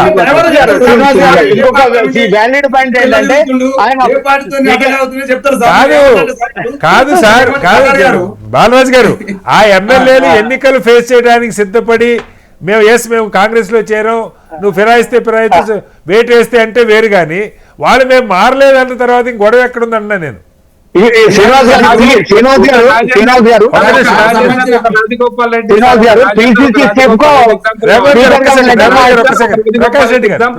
ప్రకాష్ రెడ్డి గారు ఒక ఈ రాజేందర్ ఒక రాష్ట్రంలో- రాజగోపాల్ రెడ్డి ఎగ్జాంపుల్ కావాలి సార్. ఒక రాజేందర్ రాజీనామా, ఒక రాజగోపాల్ రెడ్డి శాసనసభ అభ్యర్థానికి రాజీనామాలు Okay. తెలంగాణ రాష్ట్రంలో ఆదర్శం కావాలి సార్. వాళ్ళు ఏ పార్టీలో నేను Right, right. Rajagopal Reddy Congress party కాదంటలేదు, కానీ రాజీనామా చేసి పోటీ చేసిండు. గెలుస్తాడా ఓడిపోతాడు తన తర్వాత. Okay. నేను రాజేందర్ పోటీ చేసి గెలిచిండు, కానీ ఏ పార్టీలో ఉండడానికి తర్వాత విషయం. Right. కానీ అటువంటి ఆ సంఘటనలు ఆదర్శం కావాలని ఓకే కోరుకుంటున్నాను. ఎస్ బాలరాజ్ గారు క్విక్గా కంప్లీట్ చేయండి. సార్, ఇప్పుడు కోర్టు ఇచ్చినటువంటి తీర్పునికి అనుగుణంగా స్పీకర్ ఏం నిర్ణయం తీసుకుంటారనే దాని మీద మనం వేచి చూద్దాం సార్. Okay. 3 నెలల్లో నిర్ణయం తీసుకోమన్న మాట వాస్తవం. Okay. ఇలా పార్టీ మారిరా మారలేదా అనే అంశం తెలంగాణ సమాజం అంతా చూస్తుంది. కాంగ్రెస్ పార్టీ దాన్ని ఎట్ట కడుక్కుంటుందో భవిష్యత్ అంతా వేచి Okay, చూద్దాం okay, సార్. వస్తాను సార్. ఇలా Last నేను minute. ఖచ్చితంగా స్పీకర్ సంబంధించిన దాన్ని రివ్యూ చేసే అవకాశం కోర్టుకుందని చెప్పడం దాన్ని మాత్రం ఓకే స్వాగతిస్తాను ఓకే సార్. రెహమాన్ గారు లాస్ట్ సెంటెన్స్. అంటే ఇప్పుడు ఇంకొకటి ఏంటంటే అఫీషియల్ డాక్యుమెంట్ కోసం పిసిసి చీఫ్ కు వివరణ అడిగే అవకాశం కూడా ఉంటది. మీ పార్టీలో వీళ్ళకి ఏమైనా అఫీషియల్ గా సభ్యత్వాలు ఇచ్చారా Okay. అని కూడా ఒక డాక్యుమెంట్ తీసుకొని ఇవ్వలేదు అనే దాంతో కూడా ఒక తంతుగానే ముగుస్తుంది తప్ప ఇది ఎవరు ఖచ్చితంగా స్పీకర్ గారు అడుగుతారంటారా? స్పీకర్ గారు అడిగే అవకాశం అడిగే అవకాశం ఉంది. అంటే మీకు PCC అధ్యక్షుని అవసరం లేదు. అలా పనిచేసే డ్రైవర్ నడితే సరిపోతే ఏ పార్టీ తిరుగుతుండో అఫీషియల్ డాక్యుమెంట్ మహేష్ గౌడ్ గారే ఇవ్వాలి. బాలరాజ్ గారు ఇక్కడ అదే, అదే. పబ్లిక్ లో ఉండే టాక్ వేరు, కోర్టుల్లో చట్టాల ముందు ఉండేది. రాకేష్ కిరణ్ గారు ఒకటి వాళ్ళు కాదు, బాలరాజు గారు ఒకటే స్పీకర్ నిర్ణయం తీసుకోవాలి, కోర్టులకు సమీక్షించే అధికారం ఉంది అని చెప్తుంటే, గతంలో కూడా కాంగ్రెస్ పార్టీకి సంబంధించిన 2 ఎమ్మెల్యేలని సస్పెండ్ కాకుండా మొత్తం వాళ్ళ టర్మినేట్ చేసింది అసెంబ్లీ నుంచి. సో ప్రజాప్రతినిధుల నుంచి తొలగించేసింది వాళ్ళని. Okay. అంటే మరి అప్పుడు కూడా మేము కోర్టులకు పోయినాం, మరి కోర్టు స్పీకర్దే ఉన్నతాధికారాలు, స్పీకరే చూసుకోవాలి దీని అని చెప్పింది. Okay. అంటే మీ స్పీకర్ మీ గతం మీ హయాంలో పనిచేసిన స్పీకర్కి అన్ని అధికారాలు టర్మినేట్ చేసే అధికారాలు ఉన్నప్పుడు, మరి ఇప్పుడున్న స్పీకర్ కూడా ఆయనకున్న అధికారాలను బట్టి 3 నెలల్లో ఆయన ఏదో ఒకటి చేస్తాడు. ఇవాళ మీరే అన్నారు ప్రసాద్ గారు ఎక్కడ ఉండి నేను ఇలాంటి వాటికి ఫిరాయింపులకు వ్యతిరేకము అని మాట్లాడిన సందర్భాలు ఉన్నాయి, ప్రసాద్ గారు మంచోడు దొరికిన స్పీకర్ అని చెప్పిండు. ఖచ్చితంగా మేము కూడా అదే అనుకుంటున్నాం. మా కాంగ్రెస్ పార్టీకి కూడా ఫిరాయింపులు ఇష్టం లేదు. గతంలో మా రాజీవ్ గాంధీ గారు ఫిరాయింపుల చట్టం తీసుకొచ్చారు, మా రాహుల్ గాంధీ గారు లాస్ట్ టైం కూడా చెప్పారు ఇలాంటిది మేము కేంద్రంలో అధికారంలోకి వస్తే ఇలాంటి చట్టం తీసుకొస్తామని. రేవంత్ రెడ్డి గారు కూడా చెప్పారు. ఇప్పుడు కూడా అదే చెప్తున్నా. తలుపులు వేస్తే మస్తు వస్తారు, తలుపు తెరిస్తే అదే లేదు. చెప్తున్నా. గులాభిషేకం ఒకవేళ చేస్తారు. మేము తీసుకోదలుచుకుంటే అసలు టీఆర్ఎస్ పార్టీ ఉండదని చెప్తాం. Okay. గతంలో పాలాభిషేకం 10 మంది, చేస్తాం 12 మంది అంటున్నా. తీసుకురు. వాళ్ళందరూ ఒకవేళ మీకు ఒకే అనవసరంగా దగ్గర కూడా తీసుకెళ్ళి ఉండదు అనే విషయం చెప్పదలుచుకున్నాం. Okay. ఒకటి, కాంగ్రెస్ పార్టీ ఫిరాయింపుల్ని ప్రోత్సహిస్తలేదు. Okay. వారందరూ ప్రజలు అందుకని చూస్తూనే అనవసరమైన ప్రజలు వ్యక్తి చూస్తూనే కిరణ్ ఉన్నారు కుమార్ అంటున్నా. గారు గతంలో మీకు మీరు పాలాభిషేకం చేసింది చేస్తాం. కాంగ్రెస్ పార్టీ ఏం చేస్తుంది అనేది ప్రజలు చూస్తూనే ఉన్నారు. Right. కాబట్టి Right. మీరు దాని గురించి ఎక్కువగా మాట్లాడకపోతే మంచిది అనేది నా సలహా. రైట్. మొత్తంగా సుప్రీంకోర్టు అయితే ఒక విస్పష్టమైనటువంటి తీర్పునిచ్చింది. స్పీకర్ గారు నిర్ణయం చేసి తీరాలి 3 నెలలు అన్నట్టుగా ఆదేశంలాగే ఉన్నది అది. అయితే అదే స్పీకర్ గారు ఈలోగా నిర్ణయం తీసుకుంటారా, మళ్ళీ దీని మీద కోర్టులు రివ్యూలకు వెళ్తారా, ఎమ్మెల్యేలని స్పీకర్ గారు ఆ 10 మంది మీద అనర్హత వేటు వేస్తారా, పార్టీ మారలేదనేది ఎస్టాబ్లిష్ చేస్తారా, ఏ నిర్ణయం తీసుకుంటారో ఒక పెద్ద ప్రశ్నార్థకం. అక్కడితో ఆగుతుందా, మిగతా వాళ్ళు కూడా కొంతమంది చేరి మళ్ళీ ఇది ఒక విలీనంగా రూపు తీసుకునే అవకాశం ఉందా, లేదు ఉప ఎన్నికలు వస్తాయన్నది తెలంగాణ సమాజంలో అయితే చర్చ జరుగుతుంది. ఏం జరిగినా ప్రజాస్వామ్య స్ఫూర్తి, రాజ్యాంగ స్ఫూర్తి అయితే తూట్లు పడుతున్నమాట వాస్తవం. అన్ని పార్టీలు, ఏ పార్టీ దీనికి అతీతం కాకుండా ఉంటున్న పరిస్థితి. కోర్టులు అలాగే పార్లమెంట్ దీని మీద సరైన నిర్ణయం తీసుకోవాలి. పార్టీల ఫిరాయింపులు ఏ రకంగానూ సమర్థనీయం కాదు. దాన్ని ఏ రకంగా చేయాలో చట్టసభలు నిర్ణయం చేయాలని కోరుకుందాం. చర్చలో పాల్గొన్న కిరణ్ యాదవ్ గారికి, అలాగే దూదిమెట్ల బాలరాజు గారికి, ప్రకాష్ రెడ్డి గారికి, రెహమాన్ గారికి ధన్యవాదాలు. ఇది వాళ్ళ బిగ్ డిబేట్. రేపు మరొస్తే మళ్ళీ కలుద్దాం. అందరూ నమస్కారం సార్.